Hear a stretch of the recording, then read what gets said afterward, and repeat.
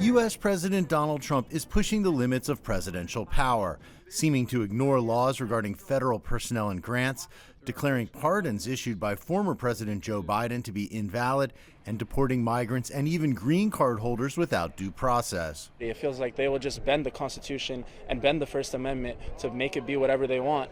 Trump and the White House deny breaking any laws.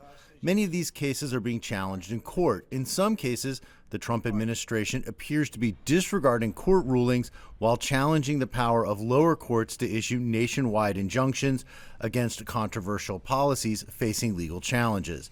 John Fishwick is a trial attorney and former federal prosecutor appointed by President Barack Obama. Well, certainly President Trump and his legal team are pushing the outside of the envelope for what is the power of a president in our country. And so I think he says, I'm going to take on all these legal cases, knowing that at some point, some of these cases are going to make their way to the United States Supreme Court, and I think I'm going to win there. The Supreme Court currently leans 6-3 in favor of conservatives like Trump, who appointed 3 of the court's justices. Fishwick says there is a good chance Trump will be victorious before the court on some issues, especially on those regarding immigration and national security, but that the court will likely rule against the president on others. And could that set the stage for a constitutional crisis? I think it would take a decision by the Supreme Court that the president wouldn't follow. There are going to be a number of those. I think he's counting on winning those. But if he doesn't win those and he doesn't follow one of those, then that would be a constitutional crisis. So what happens if Trump openly defies Supreme Court rulings? It's simply not clear, but the answer likely wouldn't involve criminal prosecution.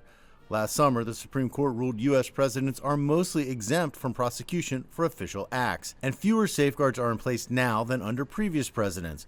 It's a dark day for our country when it appears we have leaders in the Department of Justice who refer to themselves as the president's personal lawyers. Congress could seek impeachment, but the Republican majorities in the House and Senate make that politically unlikely, at least for now. We are a constitutional republic, and we will follow those laws.